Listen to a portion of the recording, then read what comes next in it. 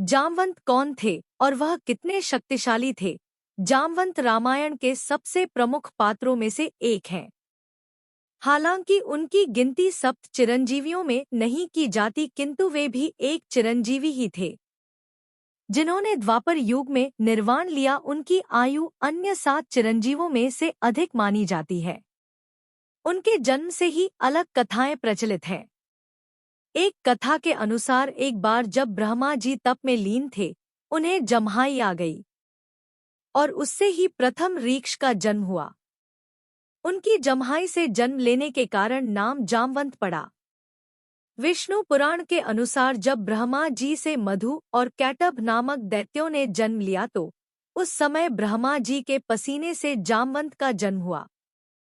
ऐसा भी वर्णित है कि जब श्रीहरि का युद्ध मधु और कैटभ से हो रहा था तो जामवंत प्रसन्नता पूर्वक ताली बजा रहे थे। अंत में जब श्रीहरि ने दोनों राक्षसों का वध किया तो जामवंत अत्यंत प्रसन्न हुए। अग्नि पुराण के अनुसार जामवंत का जन्म अग्नि से हुआ और उनकी माता एक गंधर्व स्त्री थी। उनकी पत्नी का नाम जयवंती बताया गया है। रामायण में कई स्थानों पर इन्हें वानर ही कहा गया है। जामवंत की आयु बहुत लंबी थी। ऐसा माना जाता है कि श्रीराम अवतार के समय जामवंत की आयु 6 मनवंतर से भी अधिक थी।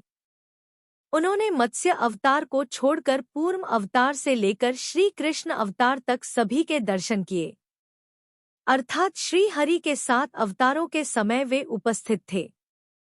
उन्होंने प्रथम देवासुर संग्राम में भी भाग लिया था। उन्हें अत्यंत विद्वान, बुद्धिमान, वेद पाठी और सदा अध्ययन करने वाला बताया गया है।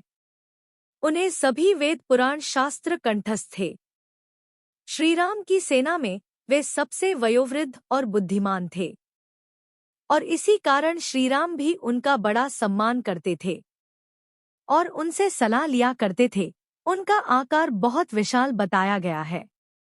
आकार में वे कुंभकर्ण से तनिक ही छोटे थे। जब लक्ष्मण को शक्ति लगी तो उन्होंने ही हनुमान को 4 दुर्लभ बूटियों के बारे में बताया था, जिनमें से एक संजीवनी थी। जब सुग्रीव ने वानर सेना को माता सीता की खोज में चारों दिशाओं में भेजा तो अंगद के नेतृत्व में जामवंत, हनुमान इत्यादि दक्षिण दिशा में गए। सुग्रीव ने विशेष रूप से जामवंत को अंगद के साथ भेजा ताकि वे अपने अनुभव से दल का सुरक्षित नेतृत्व कर सके। जब सागर तट पर पहुंचकर सभी उस विशाल समुद्र को देखकर हताश हो जाते हैं तो जामवंत हनुमान को उनकी शक्तियों का भान करवाते हैं, जिसके बाद हनुमान समुद्र को लानते हैं। लंका कांड में जामवंत के विषय में अधिक वर्णन दिया गया है। उन्होंने बड़ी चतुराई से सेना का संचालन किया और एक मार्गदर्शक की भूमिका निभाई। रामचरितमानस के अनुसार उन्होंने युद्ध में यंकूप नामक राक्षस का वध किया था।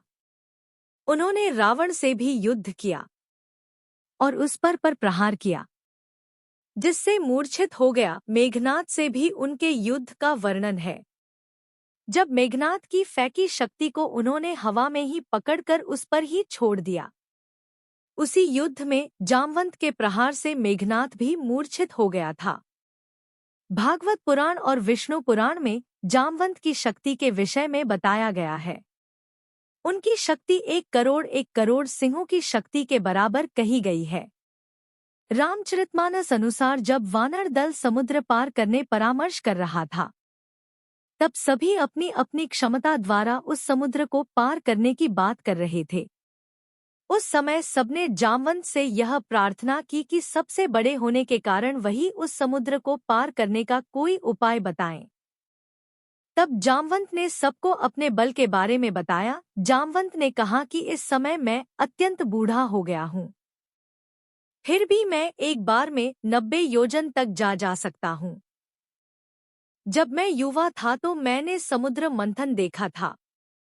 उस समय मुझ में इतना बल था कि देवों और दैत्यों के थक जाने पर मैंने अकेले ही पूरे मंदराचल पर्वत को घुमा दिया था। उसे देखकर स्वयं मेरे पिता ब्रह्मा ने मेरी प्रशंसा की थी। जब श्री हरि ने वामन अवतार लिया और दैत्य राज बलि के पास आए तब मैं वही था जब उन्होंने बलि द्वारा दी गई 3 पग भूमि को नापने के लिए अपना विराट स्वरूप लिया। तब उस समय मैंने केवल 7 क्षणों में भगवान वामन सहित पृथ्वी की 7 परिक्रमा कर डाली। जब मैं परिक्रमा कर वापस लौटा तब तक भगवान वामन दैत्य बलि को पूरी तरह बांध भी नहीं पाए थे। कहीं कहीं उनके द्वारा पृथ्वी की 21 परिक्रमा करने के बारे में लिखा गया है। यह सुनकर सबने पूछा कि आप इतने शक्तिशाली थे, तो आपका बल क्षीण कैसे हो गया? इस पर जामवंत बताते हैं कि भगवान वामन के पृथ्वी को नापते समय जब मैं अत्यंत तीव्र वेग से उनकी परिक्रमा कर रहा था, तो अंतिम परिक्रमा के समय मेरे पैर के अंगूठे का नाखून महामेरु पर्वत से छू गया, जिससे उसका शिखर खंडित हो गया। इसे मेरु ने अपना अपमान माना और मुझे मेरे बल के क्षीण हो जाने का श्राप दे दिया। जब लंका युद्ध समाप्त हुआ तो श्रीराम सबके बल की प्रशंसा कर रहे थे।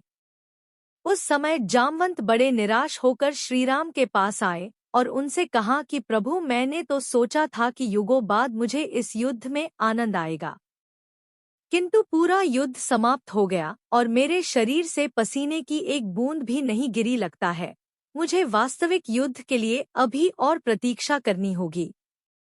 उन्हें ऐसा कहते देख श्रीराम समझ गए कि जामवंत के मन में अहंकार आ गया है। तब उन्होंने जामवंत से कहा कि प्रतीक्षा करो, द्वापर में स्वयं तुम्हारी युद्ध अभिलाषा पूर्ण करूंगा। जब द्वापर में श्री कृष्ण ने अवतार लिया तो सतराजनी के चोरी का आरोप लगा दिया। वास्तव में वह मणि सतराजित का भाई ले गया था, जिसे एक शेर ने मार दिया था। फिर जामवंत ने उसे मारकर वो अपनी बेटी को दे दी। जब श्री कृष्ण उस मणि को ढूंढने निकले तो वे जामवंत की गुफा में पहुंचे। वहां जब उन्होंने मणि देखी तो उसे लेना चाहा। इस पर श्री कृष्ण और जामवंत में घोर युद्ध हुआ। भागवत पुराण के अनुसार वह युद्ध 28 दिनों तक लगातार चलता रहा। वहीं विष्णु पुराण के अनुसार यह युद्ध 21 दिनों तक चला था। अंत में जामवंत पसीने से लथपथ हो गए और थक गए। जब वे परास्त होने लगे तब उन्होंने श्रीराम का स्मरण किया।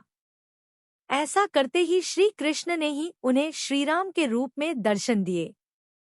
जामवंत समझ गए कि अपने दिए वचन के कारण स्वयं श्री राम श्री कृष्ण के रूप में अवतरित हुए हैं।